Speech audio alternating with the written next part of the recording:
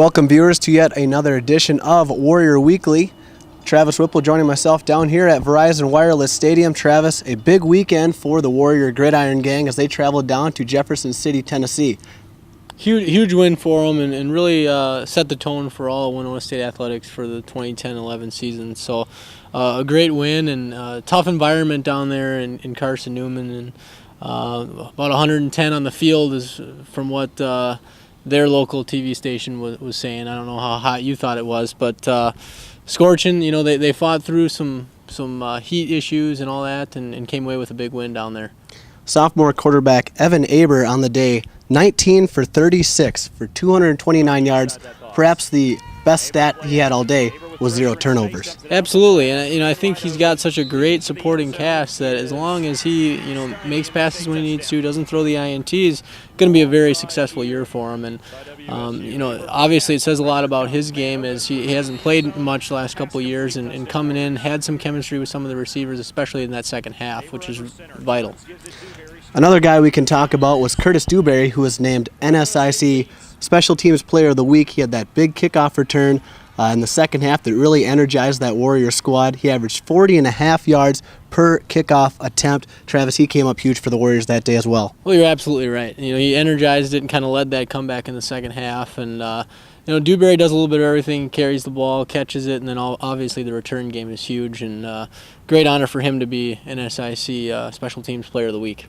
Warriors eventually went on to that game to win 24-21 over the 9th-ranked Carson Newman Eagles down there in Jefferson City, Tennessee. Warriors now ranked 24th in the nation, Travis, so a great way to start off the season. And they'll be off this weekend as it's Labor Day weekend and get back underway on September the 11th against the University of Minnesota Moorhead.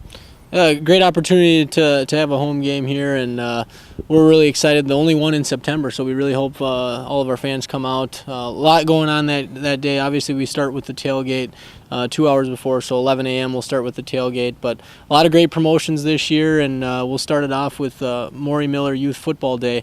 Any of the kids that participate in that program wear their jersey, get in free, and then they're also going to be playing at halftime. So a great opportunity for them, and we're really looking forward to hosting a home game. A lot of energy surrounding our football program right now. Yep, exactly. And if you want to tune in, 89.5 KQAL will be airing the game. Kickoff at 1 o'clock. Pregame starts at 12:30, Travis. Should be an exciting team to watch, so make sure, if you can't listen in, try and get down here to Verizon Wireless Stadium. Should be an awesome team to watch. Absolutely. We saw it right away. They've got a lot of weapons and returning some guys, but yet some new faces, so it really should be a fun first home game here. Warrior Soccer wraps up their scrimmage portion of the season. They went 2-0 and won.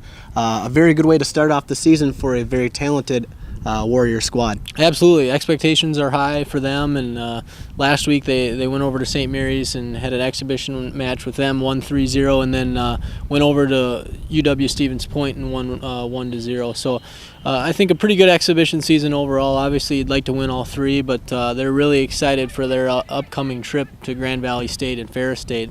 And Grand Valley, defending Division II national champions, should be a great test for our Warrior soccer program. And fortunately, I get to go along, so I'm making the trek up to Michigan, and you can follow my blog all weekend long. I'll be updating pictures, scores, videos, all those types of things.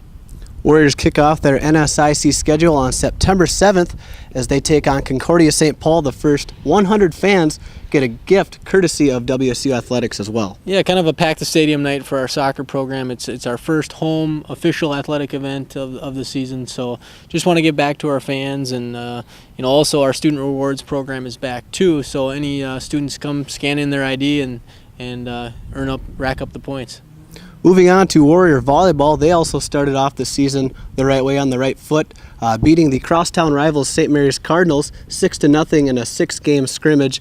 A good way to start off the season for them as well. Absolutely. A pretty young group, and they had an opportunity to have an exhibition with Viterbo and then St. Mary's, and really a lot better against St. Mary's. They're trying a lot of lineups right now, especially at the setter and the outside hitter positions, and so getting everybody into the matches early, and I think a lot of excitement there too with the new faces, a new associate head coach, all those things coming along, and should be a good season. They're up in Michigan to start off the regular season as well.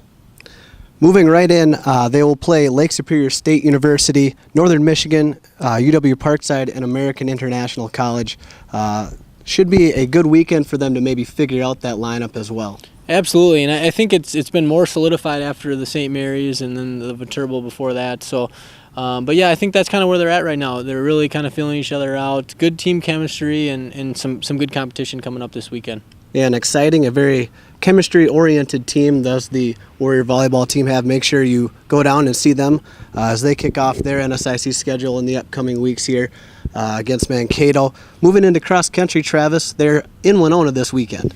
Yeah, again, they too had some time trials last week, and now this coming Saturday they'll have the opportunity out at St. Mary's to have a meet there. And like we said, both programs, we said this last week, both programs really had a good finish to their season.